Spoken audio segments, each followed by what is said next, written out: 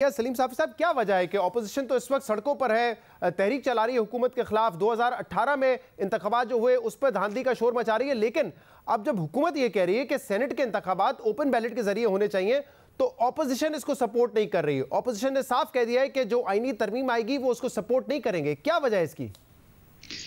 देखिए शहजाद, ये हकीकत में सिर्फ अपोजिशन नहीं और सिर्फ हुकूमत नहीं बल्कि सब बेनकाब हो रहे हैं।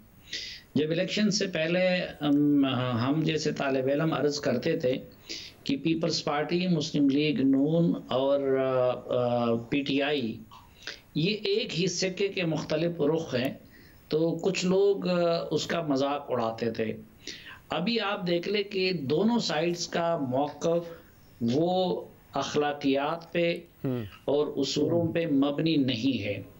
दोनों का मौक़िफ़ इस वक्त वो माजी के मौक़िफ़ से यू टर्न है, हुकूमत का भी और अपोजिशन की दोनों बड़ी जमातों का भी, और दोनों का मौक़िफ़ माजी के उनके अमल के मुतरादिफ है।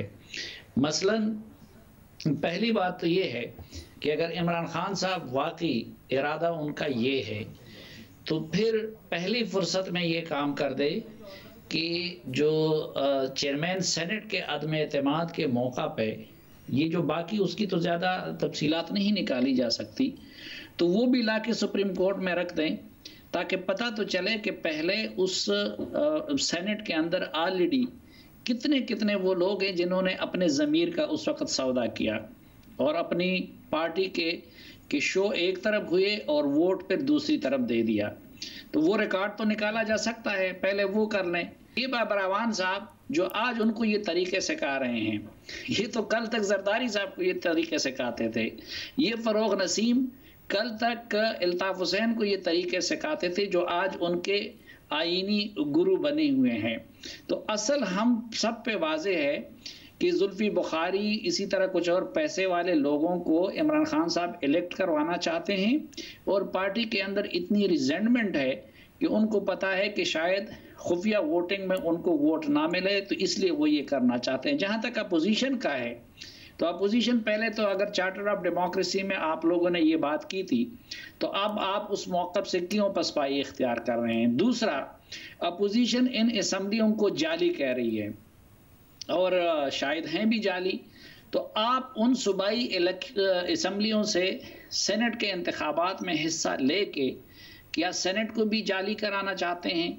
हालांकि पहले आप लोगों ने सेनेट के इंतखाबात से पहले मुस्ताफ़ी होने की बात की थी।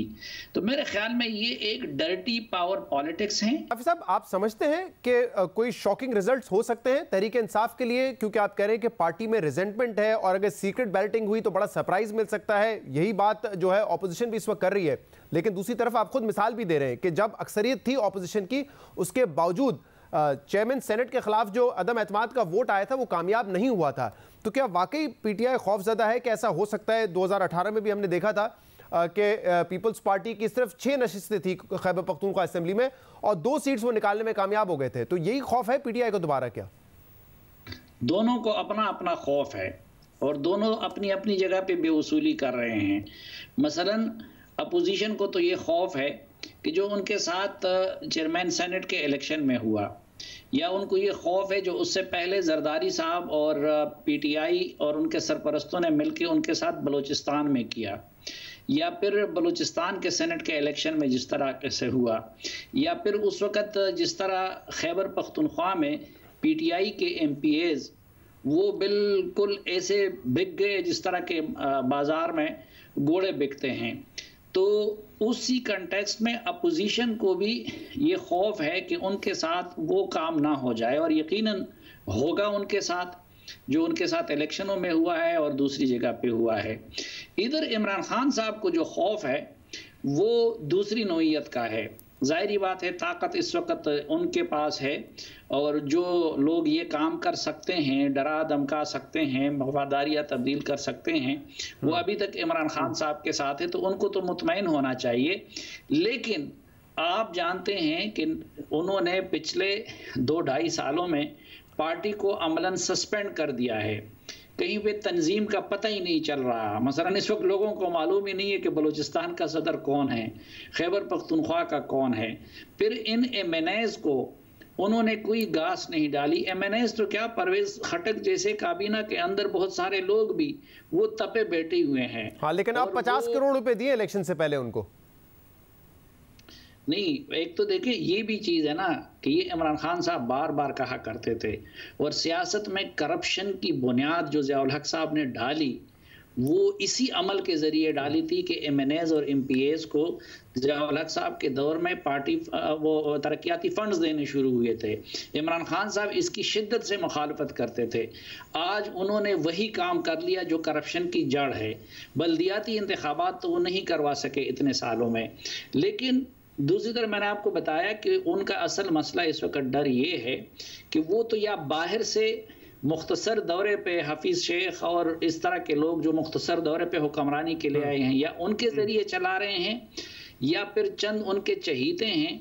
तो खुद मैंने आपको, ये तो हमने पहली हुकूमत देखी है कि जिसमें MNAs MPAs ही नहीं बल्कि उनकी काबीना के बहुत सारे लोग भी तपे हुए बैठे हुए हैं। माजी में जो सेनेट इंतखाबात होते हैं उसमें धांधली भी होती रही है और इस वक्त सबका मफाद अपना है और पावर पॉलिटिक्स इस वक्त हो रही है। लेकिन अगर असूल की बात की जाए ताकि आइंदा ये शिकायत ना हो कि सेनेट इलेक्शन में पैसा लगा या ज़ोर ज़बरदस्ती किसी का वोट हासिल कर लिया, इसके लिए क्या ज़रूरी नहीं है कि आगे के इलेक्शंस जो हैं वो धांधली ज़्यादा ना हो, उसमें पैसा ना चले? उसके लिए ऑपोजिशन और हुकूमत को मिल बैठना चाहिए और इस बात पे इत्तेफाक करना चाहिए कि सीक्रेट बैलेटिंग से हमेशा मसला रहा है, ओपन बैलेटिंग कर लेते हैं। चार्टर ऑफ डेमोक्रेसी में दोनों पीपल्स पार्टी नून लीग इस बात पे एग्री कर चुकी है, माजी में PTI ये कह चुकी है कि ओपन बैलेटिंग होनी चाहिए। तो इस पर आपके ख्याल में इत्तेफाक करके एक असूली मौक़िफ़ नहीं अपनाना चाहिए दोनों साइड्स को? हाँ, तो उसूली मौक़िफ़ जो होता है वो फिर पार्ट्स में नहीं होता, उसूली मौक़िफ़ फिर सिलेक्टिव नहीं होता। उसूली मौक़िफ़ को अपनाने के लिए फिर ज़रूरी है कि पहले इसका तयन किया जाए कि गुज़िश्ता इंतखाबात फेयर थे या नहीं, वो सिलेक्शन हुए हैं। फिर मैंने आपको बता दिया कि ऑलरेडी जो सेनेट है उसका मामला देखा जाए कि उसमें कितने जो है ज़मीर फरोश बैठे हैं और कितने जेन्युइन बैठे हैं।